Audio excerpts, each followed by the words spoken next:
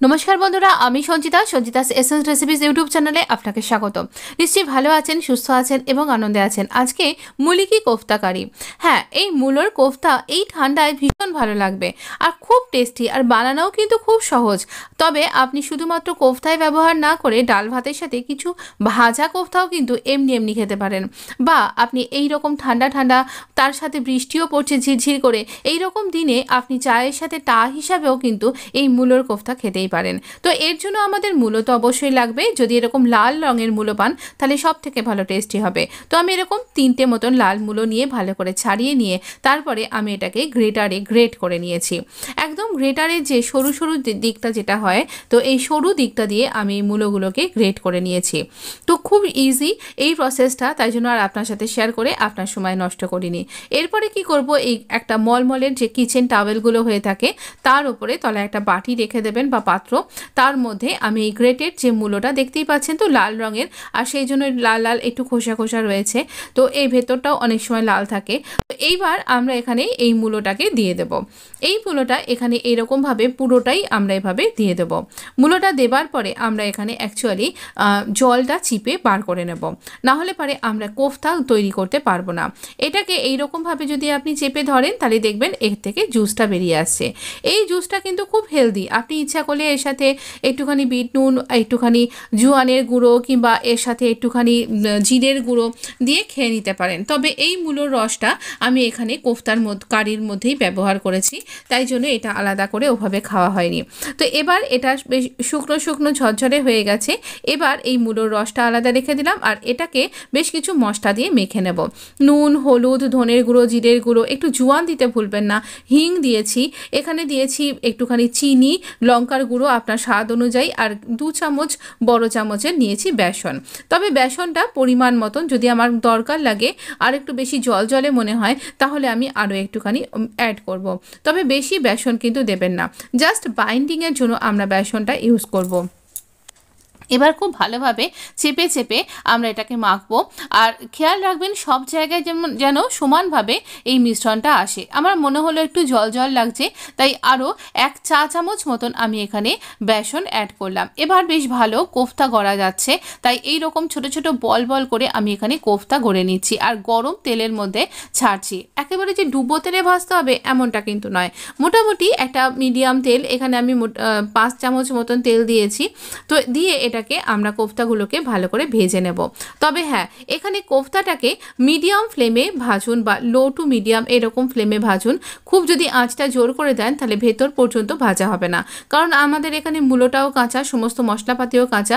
মূলোটা যদি কাঁচা থেকে যায় তাহলে ভেতর থেকে একদম কেমন একটা খেতে লাগবে, বাজে লাগবে খেতে। তাই জন্য আমরা মূলোর কোফতাকে একদম ধিমে আছে বা মিডিয়াম আছে ভালো করে ভেজে নেব। তো এখানে যেহেতু আমার আয়রন করাই, তাই এরকমভাবে তেলটা এরকম টকবক করেই ফুটতে থাকে।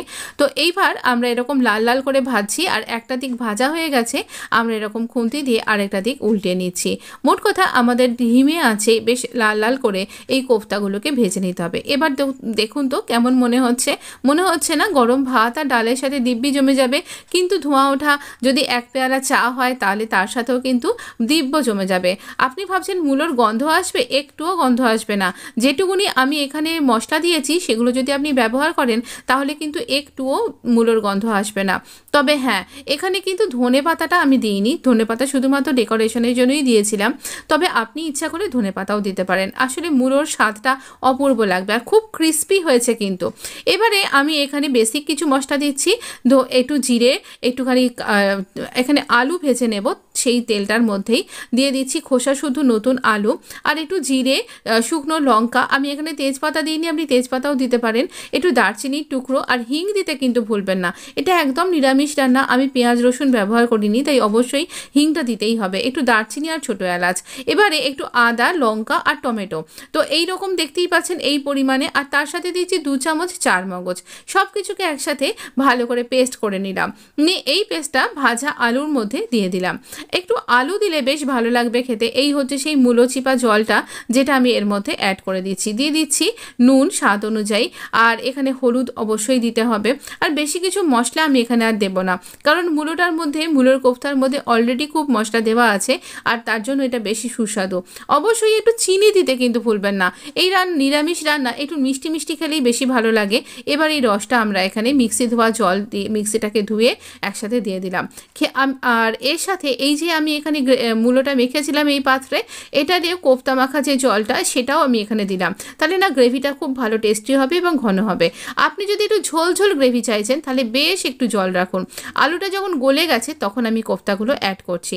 আর কোফতা দেবার পরে খুব বেশি ফোটাবেন না, তাতে করেও কিন্তু আমার ঝোলটা পুরোই টেনে নিয়েছিল। যদিও আজকে আমি ঝোলটা টানতেই চেয়েছিলাম, তাই জন্য আপনি যদি বেশ ঝোল ঝোল এইরকম পরিমাণ ঝোল চাইছেন তাহলে জলের পরিমাণটা একটু বেশি দিন। ঠান্ডা হয়ে গেলে কিন্তু কোফতা পুরো ঝোলটা টেনে নেবে। আমি এখানে আমার রান্না হয়ে গেছে, আমি অফ করে দিয়ে একটুখানি গরম মশলা অ্যাড করে দিলাম। এবার চলুন, আমি এখানে এইরকম গা মাখা এরকম টাইপেরই গ্রেভিটা রেখেছি। তাই এটা না গরম ভাতে ভীষণ সুন্দর খেতে লাগছিল। কাউকে বলে না দিলে তিনি বিশ্বাসই করবেন না এটা মূলোর কোফতা, এটুকুনি গ্যারান্টি আমি বলতে পারি। তাহলে আর দেরি করবেন কেন, আজই এক্ষুনি বাজার থেকে নিয়ে আসুন আর বানিয়ে ফেলুন। ভীষণ সুন্দর আর খুব অপূর্ব স্বাদের। এটা আপনি রুটির সাথে তো খেতে পারবেনই, তার সাথে কিন্তু রাইস, যে কোনো রকমের রাইসের সাথে খুব ভালো লাগবে। আর আমি বলবো প্লেন সাদা গরম ভাতের সাথে দুর্দান্ত লাগবে। অবশ্যই কিন্তু এই কনকনে ঠান্ডায় একদিন এইরকম মূলোর কোফতা, এখানে অমৃতসরি কোফতা কারিও বলা হয়, খুব ফেমাস কিন্তু এটা, অবশ্যই ট্রাই করুন। অমৃতসরি কোফতা কারি রেসিপি আপনার জন্য নিবেদন করলাম। ভালো লাগলে লাইক শেয়ার সাবস্ক্রাইব করে আমার পাশে থাকতে ভুলবেন না। Please support my channel, please subscribe my channel. ধন্যবাদ।